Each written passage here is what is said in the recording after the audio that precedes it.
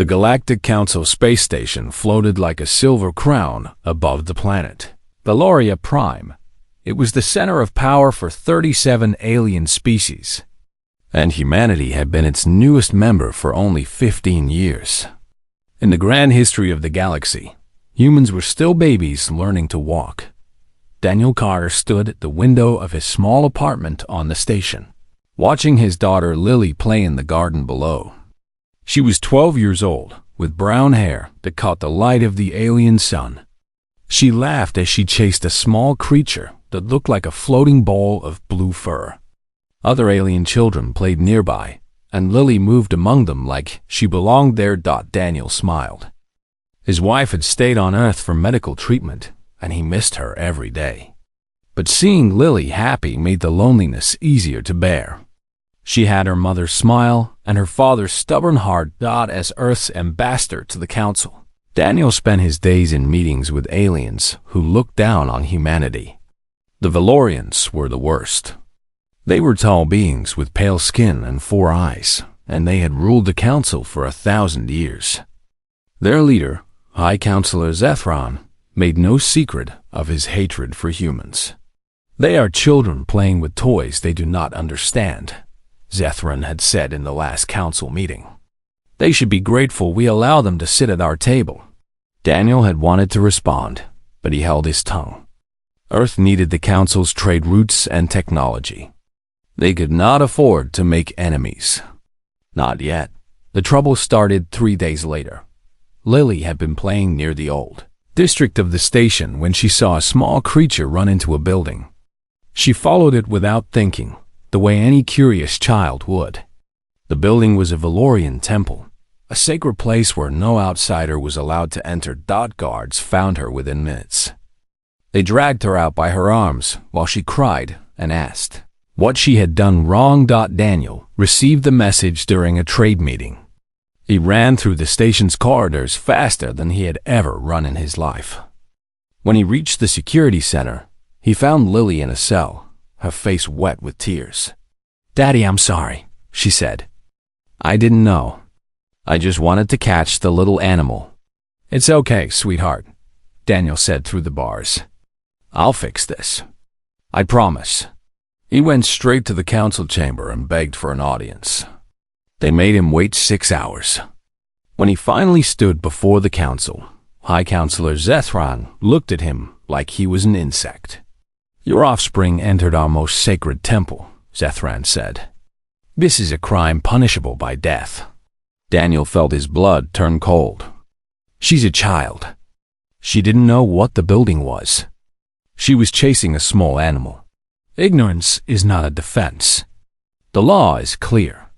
Then change the law. Show mercy. She's 12 years old. Zethron's 4 eyes narrowed. Humans always beg. It is your nature. Weak and emotional. Daniel fell to his knees. He had never begged for anything in his life, but he would crawl for his daughter. "Please, take me instead. Punish me. I'll accept any sentence. Just let her go." The council chamber was silent. Other alien representatives watched with expressions Daniel could not read. Some looked uncomfortable. One Valorian counselor, a female named Miratul, stood up. "High Counselor, perhaps we should consider." "Silence," Zethron commanded.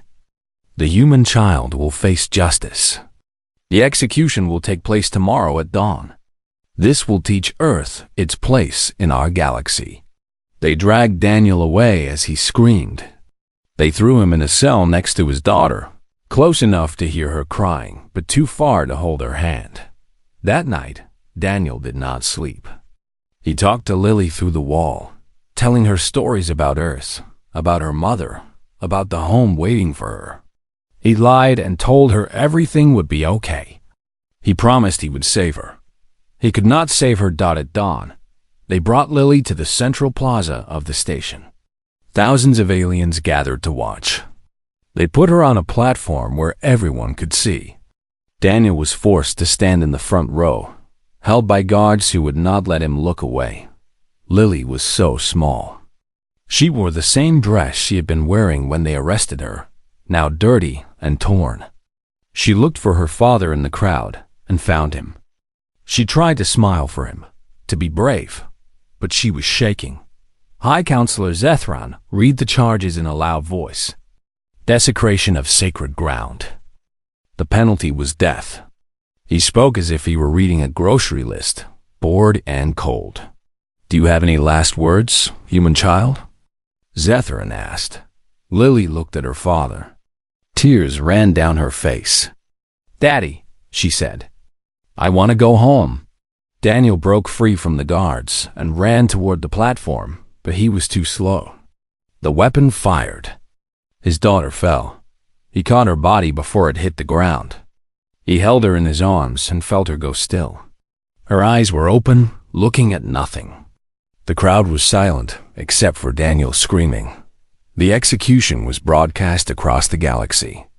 On Earth, billions watched their screens in horror. A little girl had died for walking into the wrong building. A human child had been murdered to teach humanity a lesson. Daniel knelt on the platform, holding what remained of his world. His tears fell on Lily's face. Around him, aliens began to leave, the show over, their entertainment complete. High Counselor Zethran stepped closer. Let this be a warning to your species. Know your place, human. Daniel looked up. His eyes were red, his face twisted with a grief too deep for words. But when he spoke, his voice was quiet and steady.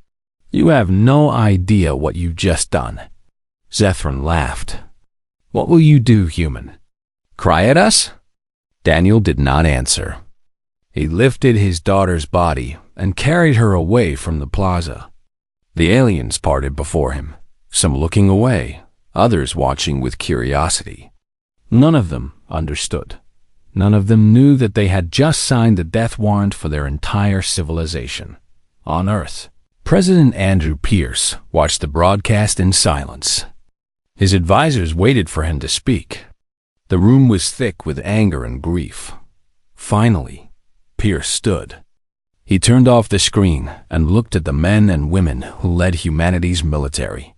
Find Admiral Shaw, he said. Tell her to prepare everything we have. Every ship, every soldier, every weapon. Sir, one advisor asked, what are we preparing for? Pierce's eyes were cold. We're going to show the galaxy what happens when you kill our children. The stars had never seemed so dark, but they would soon burn with the fire of human rage. 3 days after the execution, Earth buried Lily Carter. The funeral was held in Washington, in a cemetery where heroes and presidents rested. But on this day, all attention was on a small white coffin carried by soldiers in dress uniforms. Millions of people lined the streets. They stood in complete silence, holding pictures of a 12-year-old girl with brown hair and a bright smile. No one spoke. No one needed to. The silence said everything. Daniel Carter walked behind the coffin. He had not slept since holding his daughter's body on that alien platform. His eyes were empty, his face pale like paper. He moved like a ghost, present but not truly there. Lily's mother, Susan, walked beside him. She had collapsed when she first heard the news. Now she stood only because falling down would not bring her daughter back. Her hand gripped Daniel's arm, and together they followed their child to her grave. The whole world watched. President Pierce gave a short speech at the graveside. He did not cry. He did not raise his voice. He spoke in calm, measured words that somehow made everything more terrible. Lily Carter was 12 years old, he said. She liked to chase butterflies. She wanted to be a teacher when she grew up. She followed a small animal into a building, and for this, they killed her. He paused and looked at the coffin. They wanted to teach us a lesson. They wanted to show us our place. His eyes lifted to the cameras broadcasting his words across the planet and beyond. They have made a mistake they will not live to regret. The funeral ended. The crowds went home. But the anger did not fade. It grew, That night, President Pierce held a secret meeting in a bunker beneath the White House. Admiral Karen Shaw sat at the table, along with General Ryan Cole and a dozen other military leaders. Daniel Carter was there too. He had requested to be present, and no one had the heart to refuse him. "Tell me about their defenses," Pierce said. Daniel spoke without emotion. "The Council has 300 military stations spread across their territory. Their main fleet numbers about 5,000 ships. The Valorians control 60% of the military. And their weaknesses? They're arrogant. They haven't fought a real war in 400 years. They think strength means numbers, not strategy." Admiral Shaw studied a holographic map of Council space. She was a woman in her 50s, with gray hair and eyes like ice. She had commanded ships for 30 years, and she had never lost a battle.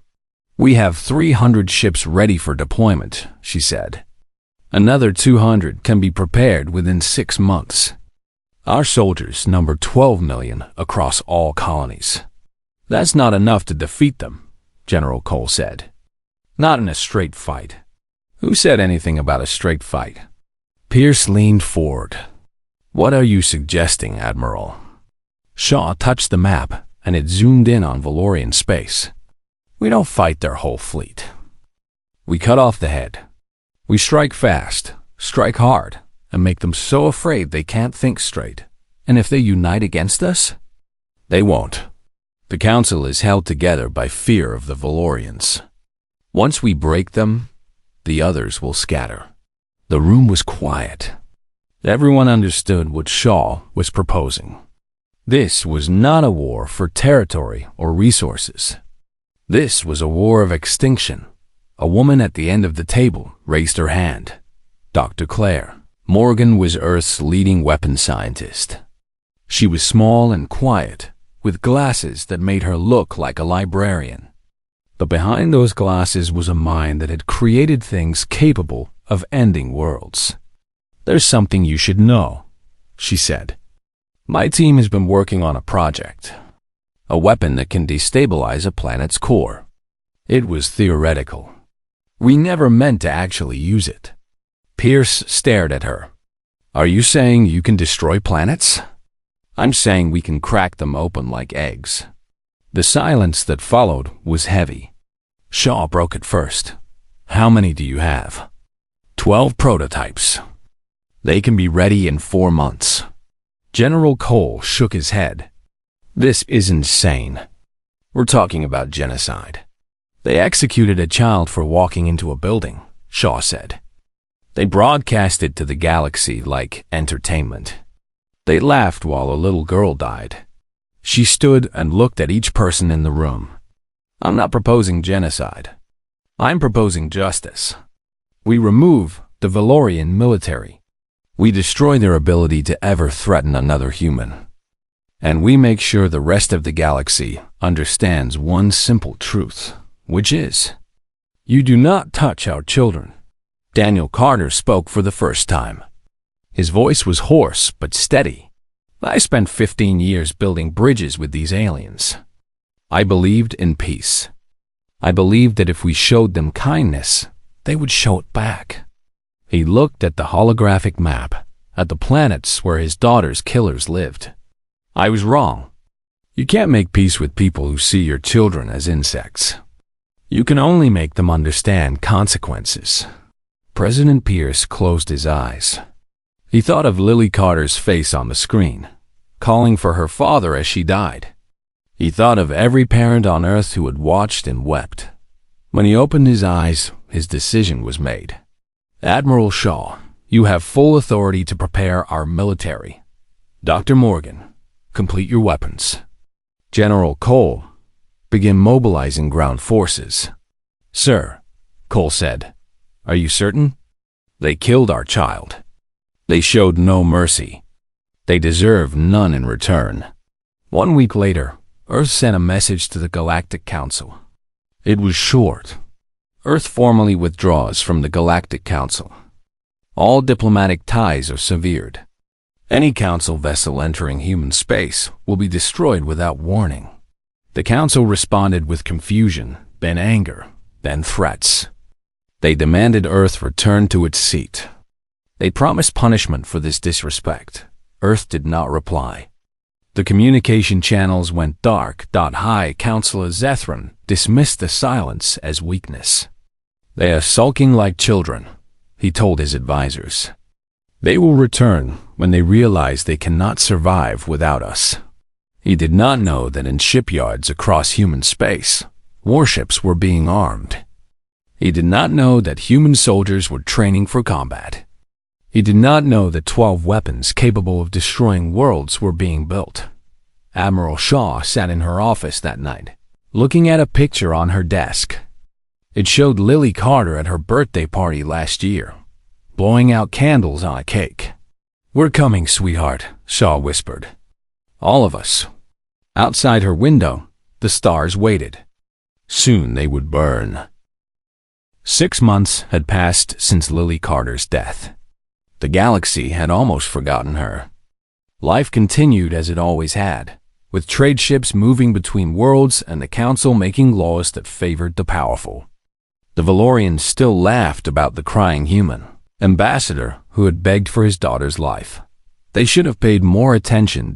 Deep in human space, 300 warships gathered at a hidden station behind a dying star. They moved in complete silence, their communications encrypted with codes that would take alien computers centuries to break. Commander Nathan Brooks stood on the bridge of Earth's flagship, the Relentless, and watched his fleet take shape. Brooks was 45 years old, with dark skin and a scar across his jaw from a pirate raid years ago. He had served in the Navy since he was 18, and he had never seen anything like this. Every ship was armed with the newest weapons. Every crew member had volunteered for a mission they might not return from. "Status report," Brooks said. "All ships are in position, Commander. Weapons loaded. Crews ready." Brooks nodded. In 3 days, Admiral Shaw would arrive to lead them into battle. Until then, they waited. On the council station, a Valorian named Mirador sat alone in her quarters, writing a message she knew might cost her life. She had opposed Lily's execution. She had tried to speak, and Zethran had silenced her. Since then, she had watched her people celebrate the death of a child, and she had felt sick. The message was addressed to Admiral Shaw. "I know you are coming," she wrote. "I cannot stop you. I'm not sure I want to. But I beg you to consider what total war will mean. If you attack the Council, every species will unite against humanity. You will win battles, but you will lose everything." She sent the message through a secret channel and waited. 2 days later, she received a reply. "Thank you for your warning, Counselor. We have considered it carefully. We are coming anyway. If you wish to save innocent lives, tell them to run." Mirador read the message 3 times. Then she deleted it and began making plans to evacuate as many civilians as she could. High Counselor Zethran gave a speech that week to celebrate the anniversary of some ancient Valorian victory. He stood before a crowd of thousands, his 4 eyes shining with pride. "Some have asked if we should fear the humans," he said. "They have gone quiet. They have hidden in their little corner of space. Some say they are planning revenge." The crowd laughed. "Let me tell you what I say. Humans are emotional creatures. They cry, they scream, they break easily. They are not warriors. They are pets who forgot their place, and we reminded them." The crowd cheered. "If they come, we will crush them. If they hide, we will forget them. Either way, they do not matter." He did not know that human agents were in that crowd, recording every word. He did not know that his speech would be played for every human soldier before the attack began. On Earth, Dr. Claire Morgan completed the final weapon. 12 ships now carried devices that could tear a planet apart. She stood in her lab, looking at the smooth metal shell of the last one, and felt something cold in her chest. General Cole found her there, staring at her creation. Having doubts? He asked. I'm a scientist, she said. I solve problems. I build things that help people. This is not what I wanted to do with my life. Cole stood beside her. He was a big man, built like a soldier, but his voice was gentle. I've been killing people for 30 years. It never gets easier. But sometimes, some people, they don't leave you a choice. Morgan looked at him. How do you live with it?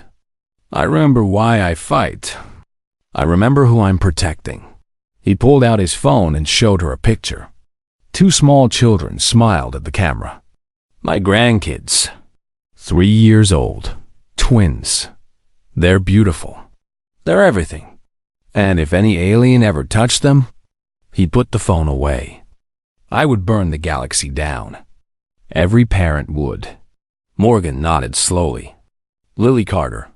Lily Carter. She looked at the weapon one more time. Then she turned away and walked to the door. It's ready, she said. God forgive us for what we're about to do. Across human space, civilians were moving to protected bunkers on hidden moons and asteroids. They knew the war was coming. They knew the aliens might strike back. But not a single person protested. Not a single voice called for peace. The galaxy had killed their daughter. Now they would answer for it. Daniel Carter stood in Admiral Shaw's office on the flagship. He had asked to join the fleet, and she had refused. Then he had asked again. And again. You're not a soldier, Shaw said. No, but I know 'em. I know how they think, how they fight, how they negotiate. You need me. I need you to stay safe. You're a symbol now. If something happens to you, then another symbol will take my place. Daniel's voice was hard. I held my daughter while she died. I watched the light leave her eyes. I will not sit on Earth while others fight for her. Shaw studied him for a long moment. She saw the grief in his eyes, but also something else. Purpose, determination, a need that would not be denied. Fine, she said. You're my advisor. You stay on this ship, you follow my orders, and you don't do anything stupid. Thank you, Admiral. Don't thank me. Thank me when we win. The final preparations took another week. When everything was ready, the fleet moved to the edge of Council space. 300 ships hung in the darkness between stars. Waiting for the order to attack. Admiral Shaw stood on the bridge of the Relentless and opened a channel to every ship. This is Admiral Shaw. You all know why we're here. 6 months ago, they killed a little girl. They killed her because she walked into the wrong building. They killed her to teach us a lesson. She paused. Today, we teach them one. She closed the channel and looked at Commander Brooks. Send one message to the Council. 2 words. Yes, Admiral. What words? Shaw's eyes were cold as space. For Lily. The message was sent. The fleet entered hyperspace. The war had begun. The human fleet emerged from hyperspace like a storm breaking over calm water. One moment, the Council's outer defense stations floated in peaceful darkness. The next, 300 warships filled the sky, and fire rained down from above. Commander Brooks led the first wave. His ship, the Relentless, cut through the enemy formation like a knife through paper. Alien crews scrambled to their stations, but they were too slow. Too unprepared. Too certain that this day would never come. The first station fell in 11 minutes. The second in 8. By the time the Council commanders understood what was happening, a quarter of their outer defenses were gone. Admiral Shaw watched the battle from her command center, her eyes moving across dozens of screens. She had expected the aliens to be soft after 400 years of peace. She had not expected them to be this soft. Enemy fleet approaching from Sector 7, an officer reported. 200 ships. Send the second wave. Target their command vessels first. Yes, Admiral. The Valorians had always believed that numbers won wars. More ships, more soldiers, more guns. They had never faced an enemy that fought the way humans did. Earth ships moved in perfect coordination, small groups working together like fingers on a hand. They struck weak points, retreated before counterattacks, and struck again somewhere else. The alien commanders gave orders that made sense for the wars they knew. Those orders got their crews killed. Within 2 days, the human fleet had advanced deeper into Council space than any human had ever traveled. They left burning stations and shattered ships behind them. They did not stop to accept surrenders. They did not slow down to negotiate on the Council station. High Counselor Zethran finally understood the truth. This was not a war for territory. This was not about politics or trade or respect. This was extinction. Send everything we have, he ordered. Call back every fleet, every soldier, everything. High Counselor, if we pull back our forces, the outer territories will fall. The outer territories are already lost. We must protect the homeworlds. But it was too late for that. On the 4th day of the war, Dr. Morgan's weapons were deployed. 2 specialized ships approached a Valorian military world called Tethkar. It was a planet of soldiers, a training ground where millions learned to fight. No civilians lived there. The weapon was fired. From space, it looked almost beautiful. A pulse of light struck the planet's surface, sinking deep into the ground. For a moment, nothing happened. Then cracks appeared, spreading across continents like veins. Fire erupted from the wounds. The planet began to break apart. 3 hours later, Tethkar was gone. 90 million Valorian soldiers died with it.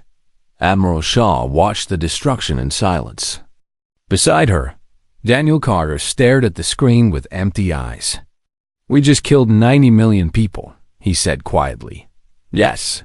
Do you feel anything?" Shaw turned to look at him. Her face was stone.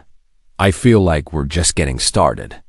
The news of Tethkar spread across the galaxy in hours. Species that had laughed at humanity went silent. Species that had ignored the war began evacuating their border worlds. The Council's unity cracked like glass. Counselor Mirato broadcast a desperate plea on every channel. Her face was pale, her voice shaking. "To the humans, I beg you, stop this. We will surrender High Counselor Zethran. We will pay reparations. We will accept any terms. Please, no more destruction." Admiral Shaw's response was broadcast minutes later. Too late. General Cole led the ground assault on the Council station. 10,000 human soldiers stormed the corridors where Lily had been executed 6 months before. They fought with cold precision, clearing every room, taking every position. Cole himself walked through the plaza where Lily had died. Alien blood stained the floor, but he ignored it. He stopped at the exact spot where she had fallen and stood in silence for a long moment. "Sir?" one of his soldiers asked. "Orders?" "Secure this area. Nothing gets damaged." "This is a memorial now." "Yes, sir." The station fell within hours. The Council's government collapsed. Leaders who had ruled the galaxy for centuries fled like rats from a sinking ship. But the war was not over. Not yet. High Counselor Zethran tried to escape on a private ship. He had planned for this moment, hiding resources and routes for years. He was clever and careful. He was not clever enough. Daniel Carter led the team that found him. It was not his job, not his role. But he had asked Admiral Shaw for this one thing, and she had granted it. He stood at the entrance of Zethra's hiding place, surrounded by human soldiers, and watched the alien who had killed his daughter drag himself out of a secret compartment. Zethran's 4 eyes went wide when he saw Daniel. "You," he said. "The crying father." Daniel did not speak. He raised his weapon and pointed it at Zethran's head. His hand was steady. His finger rested on the trigger. Go ahead, Zethron said. Kill me. It will not bring her back. Nothing will. I know. Then why hesitate? Is this not what you wanted? Revenge? Daniel stared at the alien.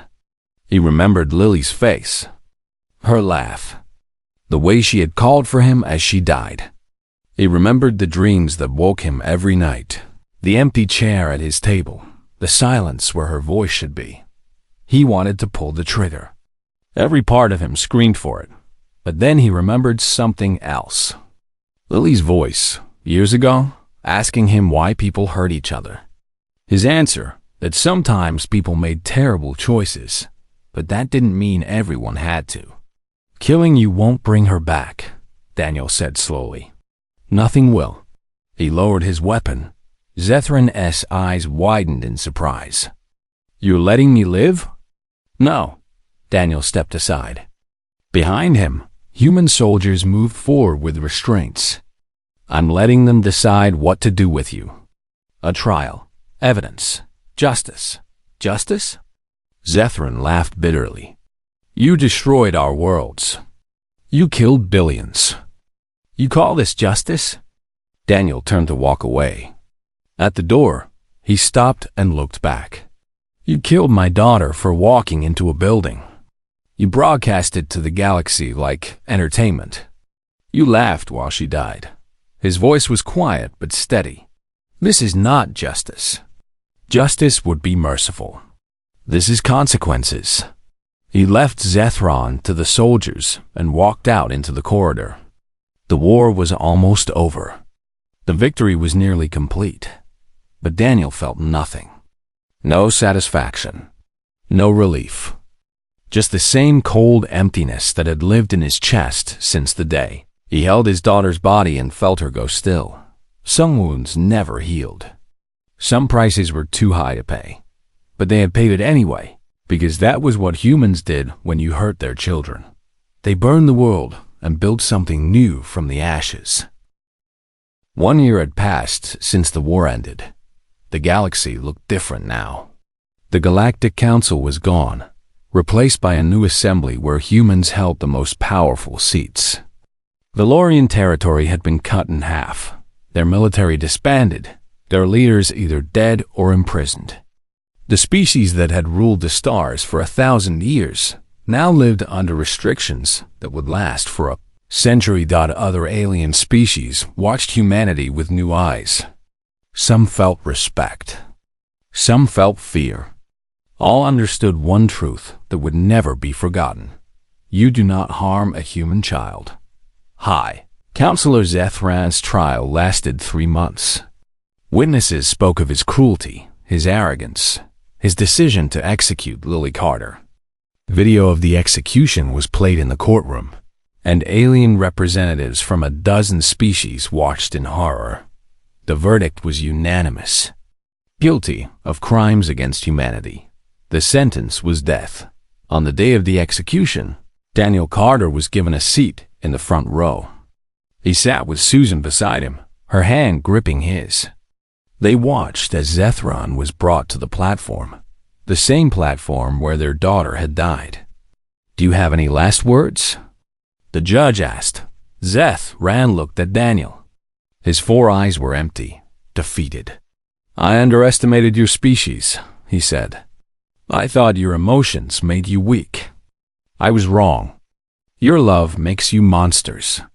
The weapon fired. Zethran fell. The crowd was silent. Daniel felt Susan's hand squeeze his. He turned to look at her, expecting to see satisfaction or relief. Instead, he saw only exhaustion. It's over, she whispered. Yes, so why do I still feel so empty? Daniel had no answer.